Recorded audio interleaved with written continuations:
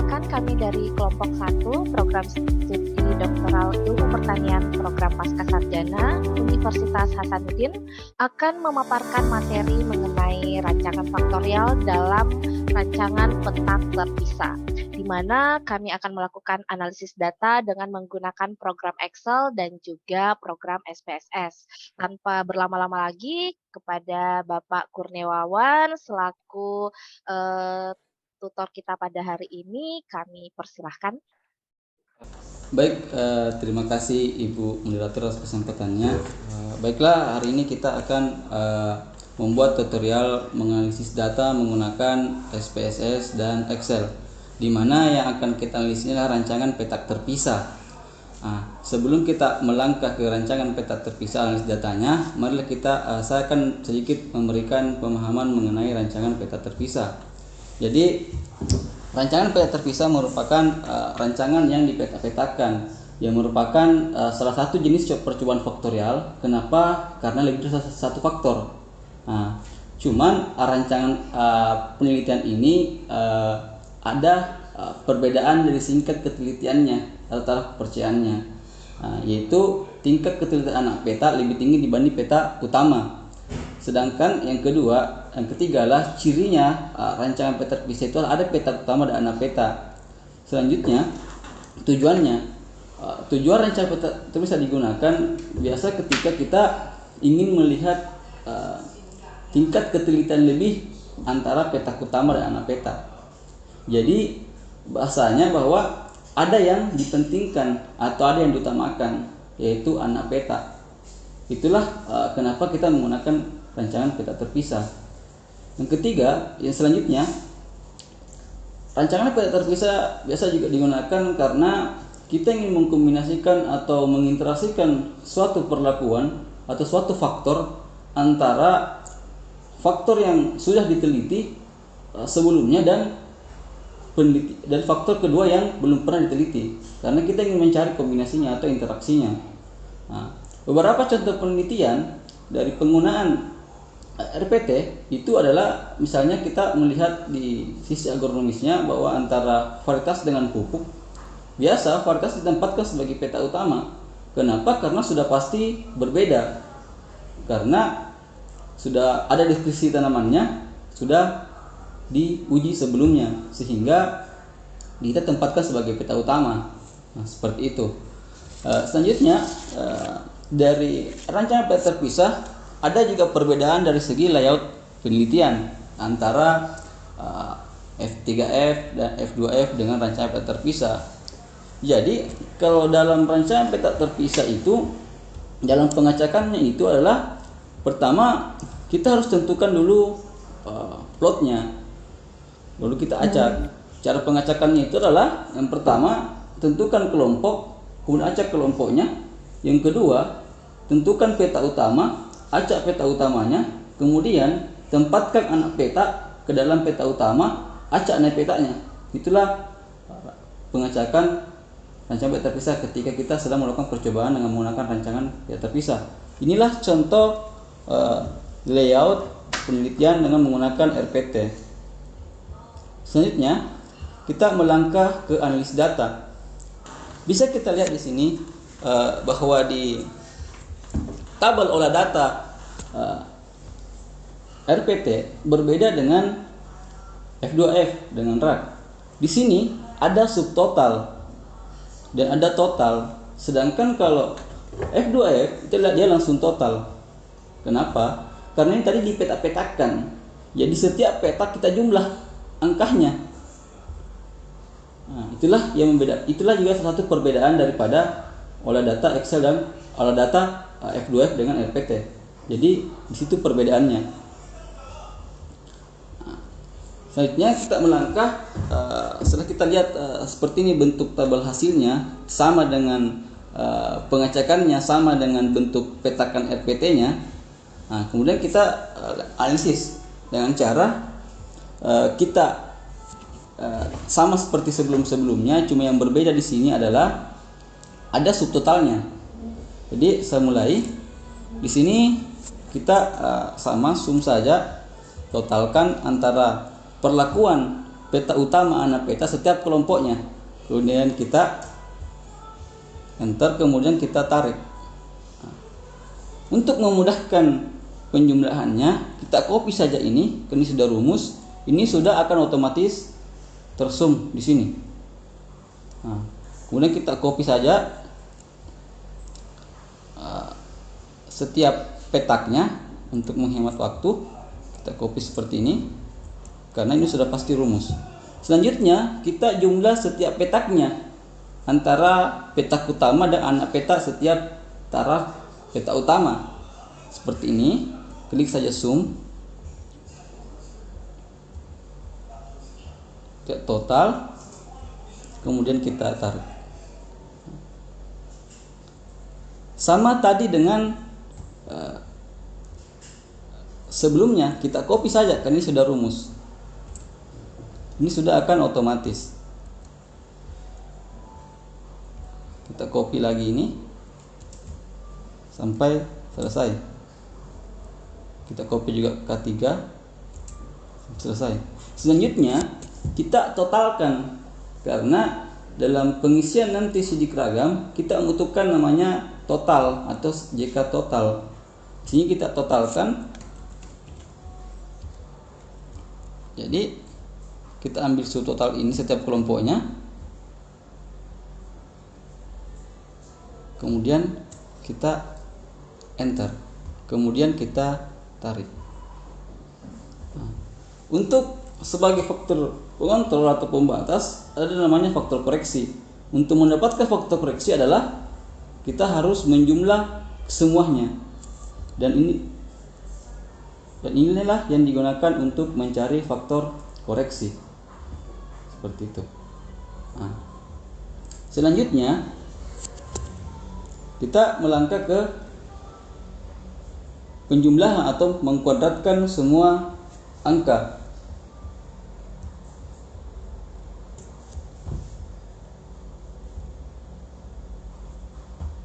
Tunggu, saya hapus dulu. Oke. Jadi yang pertama kita harus cari FK-nya dulu terlebih dahulu. Jadi sama dengan rancangan sebelumnya, kita ambil total keseluruhan perlakuan, kemudian kita kuadratkan, kemudian kita bagi dengan perlakuan dikali dengan kelompok. Untuk memudahkan dalam pengerjaan sidik ragam, sebaiknya kita kuadratkan terlebih dahulu semua variabel yang ada di sidik ragam untuk memudahkan analis data. Jadi kita kuadratkan semua ini, kita kuadratkan juga kelompok, kita ambil data ini, kemudian kita enter, dan seterusnya sampai dengan JK total. JK perlakuan yang diambil itu hanya komponen per petaknya. Oh ya, maaf. Kita blok ini, kemudian kita blok semua seperti ini. Kemudian kita enter. Selanjutnya, untuk mendapatkan JK petak utama dan anak peta dan peta utama, tentunya kita memerlukan namanya tabel bantuan untuk mendapatkan faktor tunggalnya antara petak utama dan anak peta. Nah, di sini ada tambahan tabel bantuan dibanding dengan kita menggunakan rancangan faktoral 2 faktor. Kenapa? Karena dalam rancangan peta terpisah itu 2 galatnya. Kenapa tidak 1 galatnya? Beda dengan F2F, karena rancangan peta terpisah berbeda tingkat ketelitiannya. Artinya kita tidak bisa samakan antara yang berbeda dengan yang sama. Misalnya kalau F2F sama-sama kita pentingkan, artinya errornya 1 saja. Tapi kalau misalnya RPT harus 2 errornya, ada 2 pengontrolnya, ada galat K, ada galat P atau petak utama dan anak peta. Sehingga kita membutuhkan tabel bantuan seperti ini. Jadi kita tinggal ambil, jadi saya kasih contoh di sini untuk mencari galat peta utamanya nanti. Jadi kita ambil saja dari misalnya K0 K1. Jadi kita ambil saja dari sini. Itu, seperti itu. Jadi kita tinggal tarik saja nanti. Oke. Jadi sama dengan yang tabel bantuan yang pertama. Jadi sama, kita ambil saja misalnya K0 dengan P0, kita ambil jumlahnya ini. Misalnya kita sama dengan K0 P0, kita klik ini lurusannya. Kemudian kita enter. Dan seterusnya sampai selesai. Untuk memudahkan kita dalam pengolahan data. Nah, setelah tabel bantuan petak utama dan acak petak utama telah dilaksanakan atau dibuat, kita carilah kuadratnya setiap variabel yang akan nanti kita lihat di sidik ragam. Jadi kita kuadratkan semua, yaitu jika perlakuan,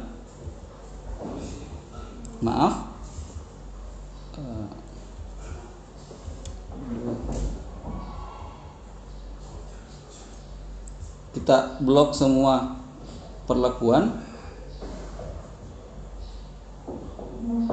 kemudian kita enter.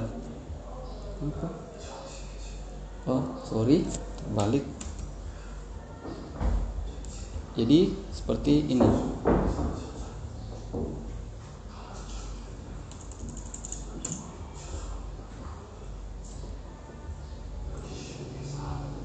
Kemudian kita enter. Kemudian untuk Y faktor tunggalnya kita ambil dari tabel bantuan tadi. Jadi petak utamanya itu adalah K. Jadi kita blok saya jumlahnya. Kemudian kita enter. Kemudian kita acaknya. Ini yang saya katakan tadi, kita membutuhkan tabel bantuan untuk acak peta utama.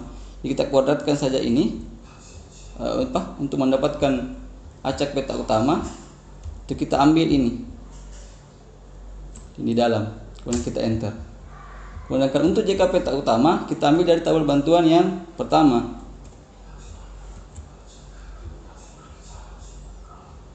Kita blok totalnya peta utama.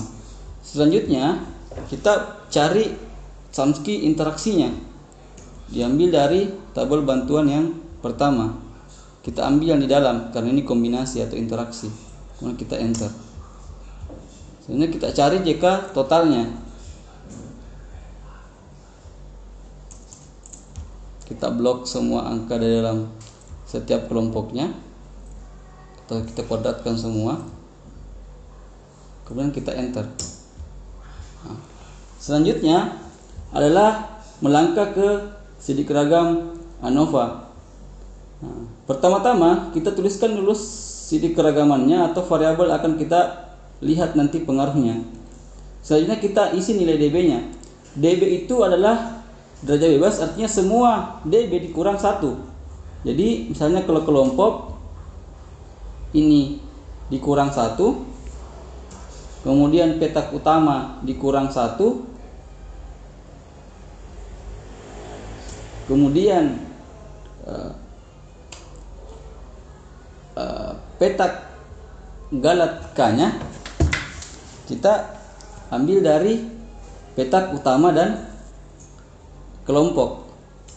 Selanjutnya untuk petak utama kita kurang juga galatnya, kurang 1. Kemudian untuk K kali P itu adalah kali DB peta utama dengan anak peta. Jadi ini dikali dengan anak peta. Nah, selanjutnya untuk mendapatkan galak P, terlebih dahulu kita cari dulu DB totalnya dengan cara kelompok dikali dengan perlakuan dikurang 1. Nah, DB galat P-nya itu adalah kita ambil saja DB total, kita kurang dengan semuanya.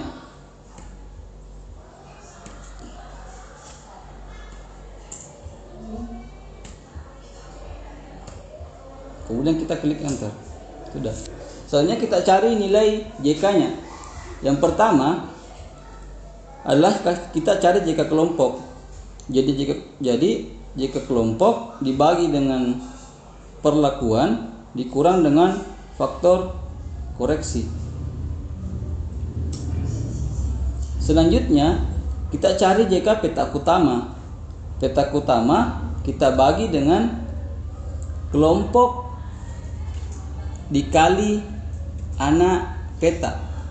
Jadi jika peta utama yang dicari, pembaginya itu anak peta, begitupun sebaliknya. Kemudian kita kurang dengan faktor koreksi. Selanjutnya kita cari galatkanya. Galatkanya itu ini tadi yang saya katakan tadi apa peta utamanya, ini sama dengan acak petak utama dibagi dengan anak petak karena pembaginya. Kemudian kita kurang dengan faktor koreksi dengan JK kelompok dengan JK petak utama. Selanjutnya kita melangkah ke anak petaknya. Kita cari anak petanya dengan sama dengan anak petak dibagi dengan kelompok dikali dengan anak petak. Kemudian kita kurang dengan faktor koreksi. Selanjutnya untuk K kali P itu sama dengan ini dibagi dengan kelompok dikurang dengan faktor koreksi dikurang dengan petak utama karena interaksi A kali P. Kemudian kita enter. Selanjutnya untuk galak P-nya atau galat peta utama itu, untuk mendapatkan peta utama kita harus mencari terlebih dahulu JK total. Jadi JK total sama dengan total dikurang dengan faktor koreksi. Nah, untuk mendapatkan galat P tinggal kita kurang ini. Ini dikurang dengan semua JK dalam variabel sidik keragaman.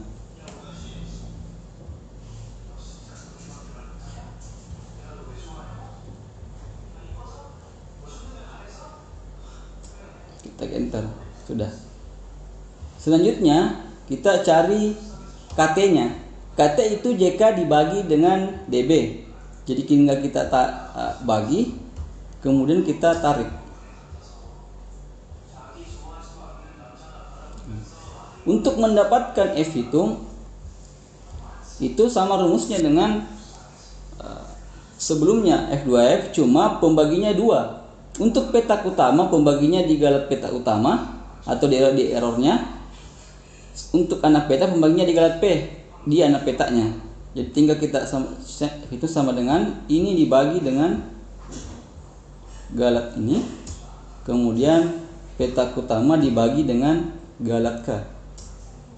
Kita skip ini karena ini galat error pengontrol. Kemudian kita anak peta dibagi dengan galat P, kemudian ini dibagi dengan galat P.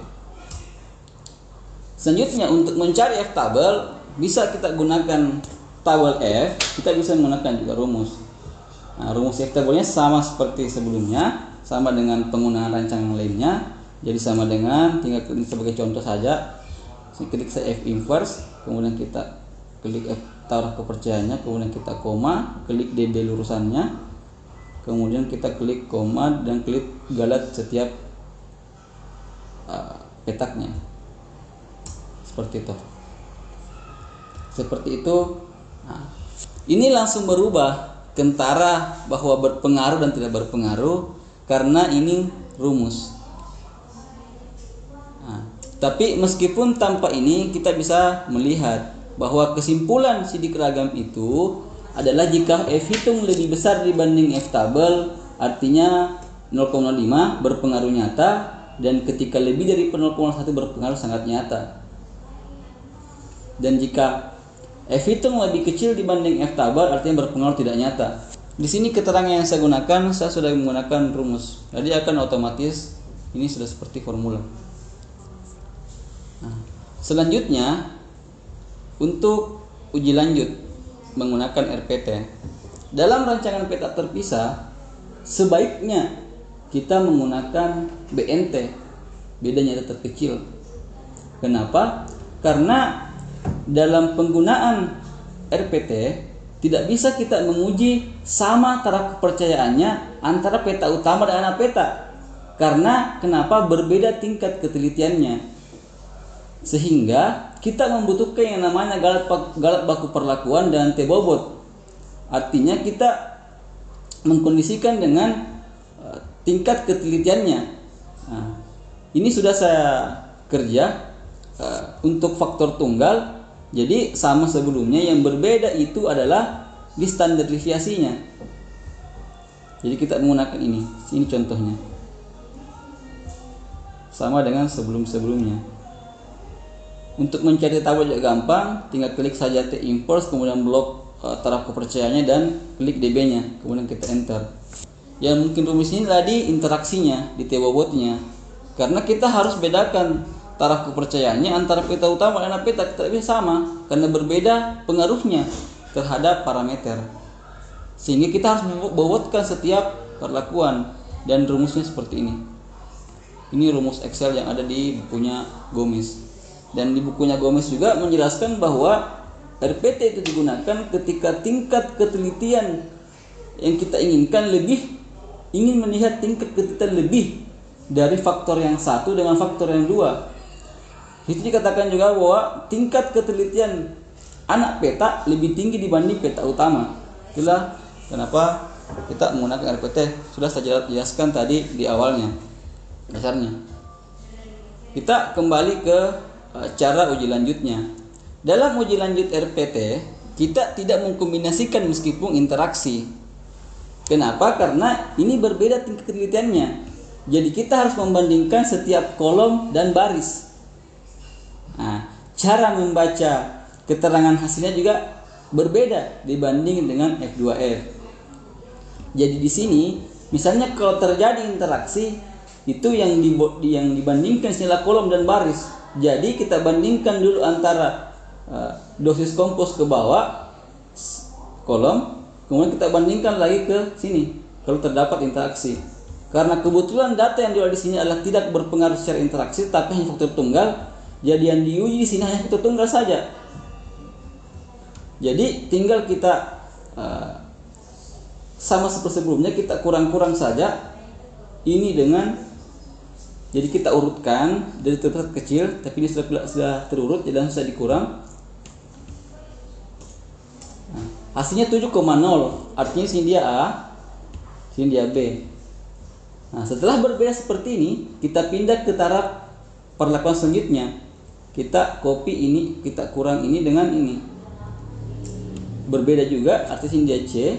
Kemudian kita kurang ini dengan ini, di bawah nilai pembanding, artinya C. Artinya perlakuan K3 berbeda nyata dengan perlakuan lainnya, yaitu K2, K1, K0. Begitu juga dengan K2, berbeda nyata dengan perlakuan K1, K0, tetapi tidak berbeda nyata dengan perlakuan K1 dengan K0. Seperti itu kesimpulannya. Cuma karena saya tidak jelaskan di sini secara interaksinya, praktekkan atau contohkan, karena di sini data yang kita olah tidak berinteraksi. Artinya kita hanya olah faktor tunggal saja. Ketika interaksi, faktor tunggal tidak usah diolah karena sudah mewakili keduanya. Seperti itu. Itulah tadi menggunakan analisis Excel dengan rancangan peta terpisah. Selanjutnya kita melangkah ke SPSS, karena di akhir nanti kita akan bandingkan hasilnya antara olah data Excel dan SPSS. Ya, kita melangkah ke SPSS.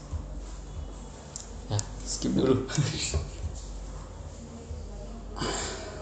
Oke, selanjutnya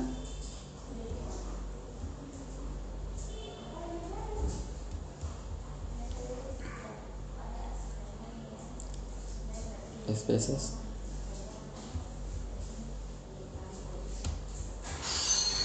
Ya, sepertinya tunggu dulu, saya sudah membuat sepertinya pengecekannya. Kita mulai saja dari awal saja.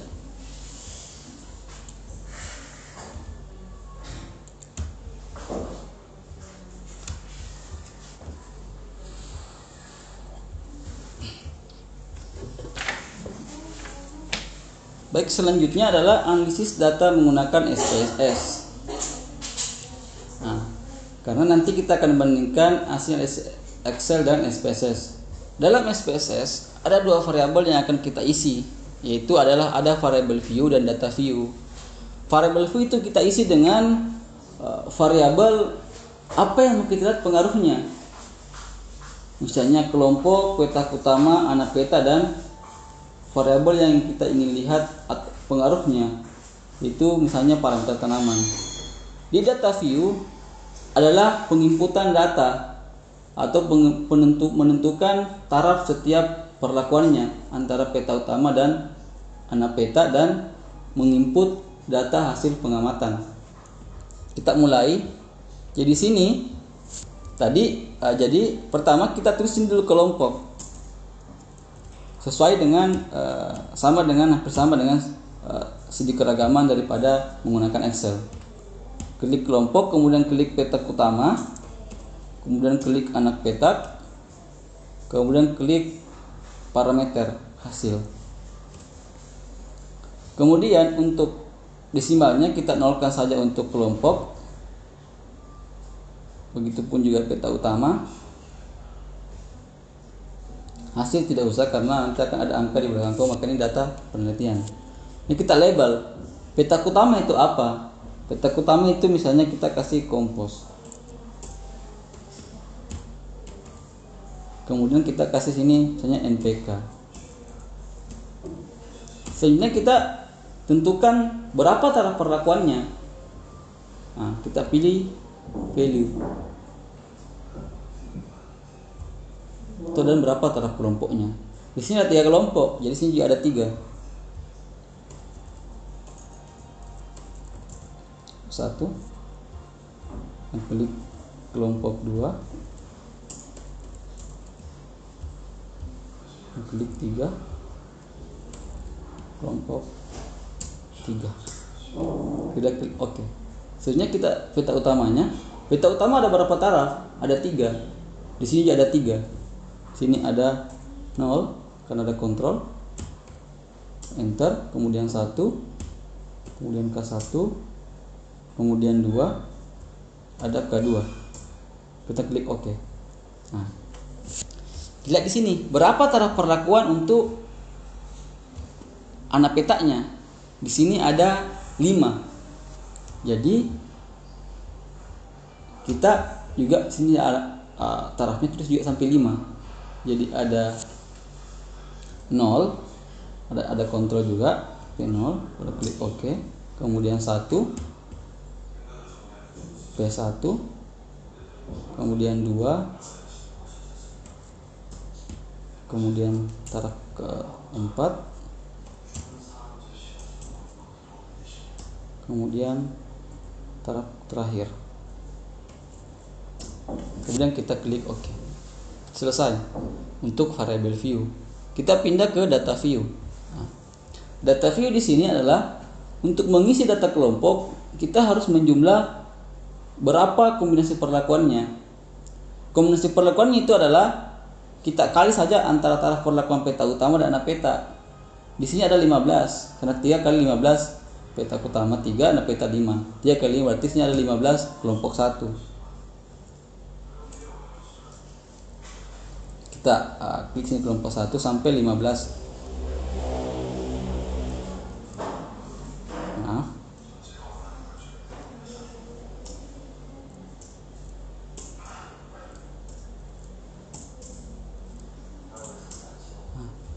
Kemudian untuk peta utamanya sama dengan pengisian sebelumnya, rancangan sebelumnya, kita klik di sini 1 karena ada 3 taraf.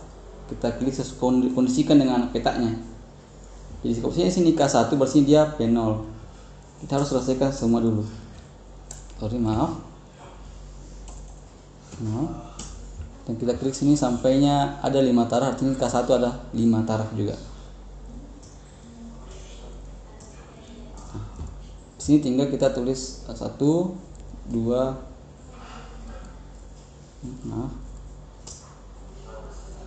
3, 4.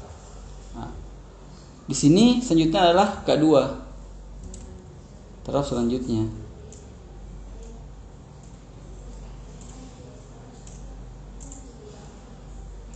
Di sini kita langsung saja copy karena akan sama kombinasinya.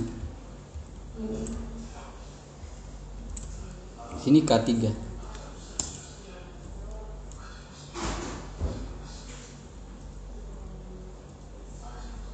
Kenapa? Apakah ada masalah? Maaf, kita cek dulu di P3. Aman. Di sini ada, oh maaf, di sini salah. Ini harusnya sini K0. Pantas error. Nah, di sini harusnya K0 karena kontrol. Oke, sudah. Nah, untuk kelompok 2-nya tulis juga sampai 15, kita copy dulu ini. Sini. Oke. Kita klik sini kelompok 2, 15 kombinasi juga. Kita copy saja langsung.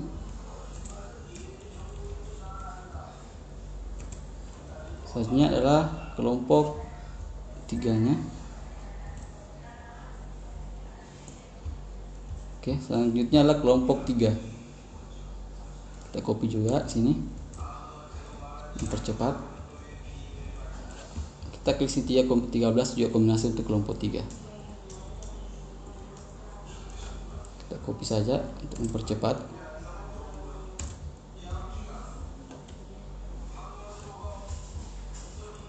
Ya, sudah. Nah, setelah pengisian data view dan variable view, kita melangkah ke analisis datanya. Jadi kita klik analyze, kemudian kita masuk general linear model, kemudian kita klik univariate, kemudian kita tentukan yang mana parameter, yang mana perlakuan. Jadi parameter kita simpan di dependent variable, kemudian perlakuan kita simpan di faktor. Kemudian kita tentukan modelnya. Inilah yang membedakan, di model yang membedakan F2F dengan RPT. Nah, jadi kita klik kostum, kemudian kita tentukan modelnya, model ANOVA-nya. Kita klik kelompok, kemudian kita klik petak utama, kemudian kita klik acak petak utama ini kali ini. Kemudian kita klik anak petak, kemudian kita klik petak utama anak petak. Kemudian kita klik continue. Nah, sebenarnya kita pilih selanjutnya BNT. Nah, inilah kelemahan SPSS, tidak bisa uji interaksi. Kita blok saja faktor tunggalnya. Nah, kita pilih LSD atau BNT. Kemudian terakhir kita klik OK. Selanjutnya adalah menginput hasil pengamatan di data view. Yang kita input di sini adalah data yang kita olah di Excel, karena nanti kita akan bandingkan di akhir. Jadi kita langsung ambil dari Excel, kemudian kita copy setiap ulangannya, dan kita ambil, dan kita copy lagi untuk kelompok 2-nya.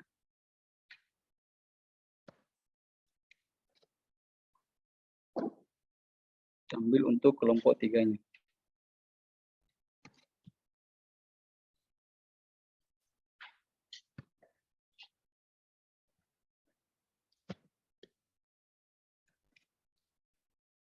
Oke. Selanjutnya adalah kita, setelah kita menginput data view dan variable view, kita langsung analyze. Kita klik general linear model, kita klik univariate, kemudian kita input masuk data pengamatan dengan perlakuan. Data pengamatan diinput di dependent variable dan faktor diinput di faktor. Kemudian kita pilih modelnya. Nah, inilah yang membedakan F2F dengan RPT. Jadi ada model acak petak utamanya yang ini. Kita input ini, setelah itu kita klik continue. Kemudian kita pilih uji lanjutnya post hoc. Nah, karena ini tidak bisa interaksi, kita blok saja ini dengan ini masuk ke sini. Kita klik LSD. Kita klik continue. Selanjutnya kita klik OK.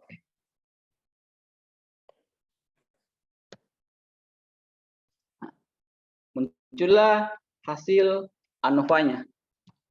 Nah, di sini menunjukkan bahwa dari data, Yang ditampilkan.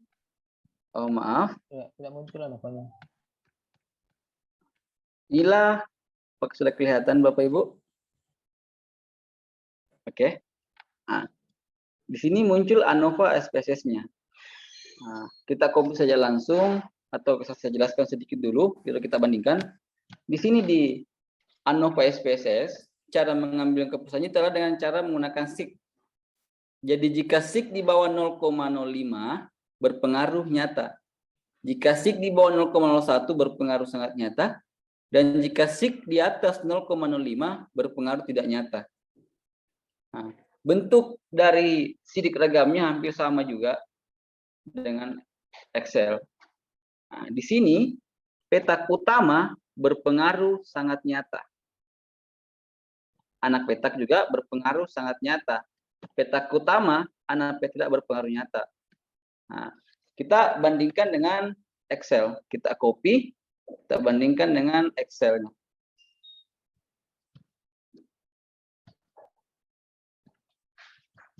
Kita bandingkan dengan Excel-nya. Saya share Excel-nya. Kita bisa bandingkan di sini. Apakah sudah kelihatan Bapak Ibu? Oke. Nah, di sini kita bisa lihat bahwa tidak ada perbedaan dari analisis menggunakan SPSS dengan Excel. Sama hasilnya, sama kesimpulannya, sama perlakuan yang berpengaruh dengan yang tidak berpengaruh. Kita lihat di petak, kita lihat di pertama di variabel kelompok berpengaruh tidak nyata. Karena SIG di atas 0,05 sama hasilnya dengan Excel. Dan jika kita melihat JK-nya sama juga 2,4.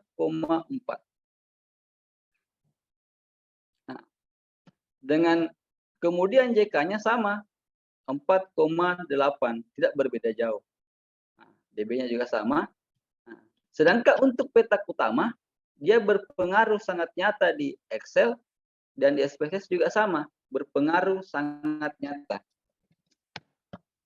Nilai F-nya sama, nilai nilai KT-nya sama dan JK-nya sama. Nah, kita melangkah JK-nya 2703 sama dengan JK Excel.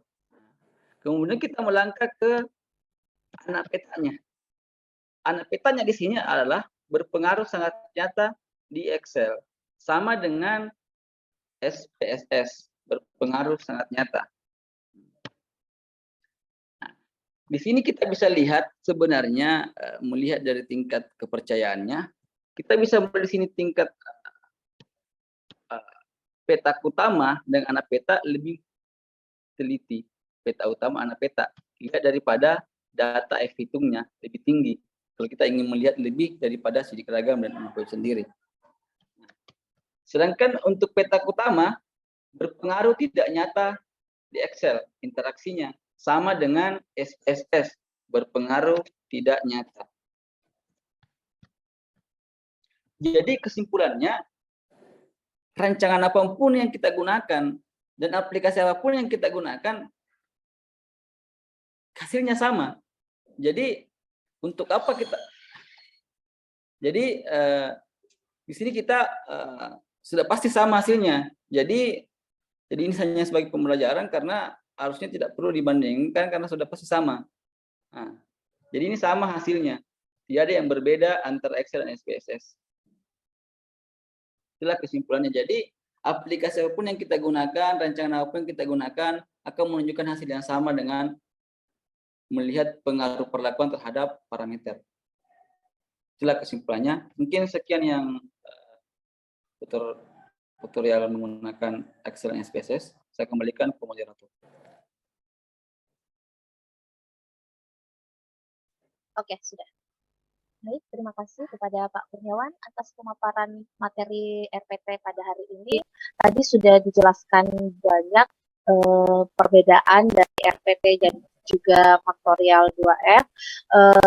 Apa namanya, di sini ada beberapa ciri-ciri dari RPT dan juga ada perbedaan di mana di rancangan petak terpisah ini ada yang namanya petak utama dan petak terpisah, yang mana tingkat ketelitian dari kedua petak tersebut itu tidak apa namanya, kita tidak bisa menguji interaksi antara keduanya seperti itu.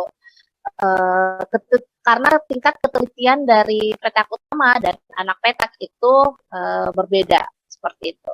Baik, mungkin singkat dari kelompok 1.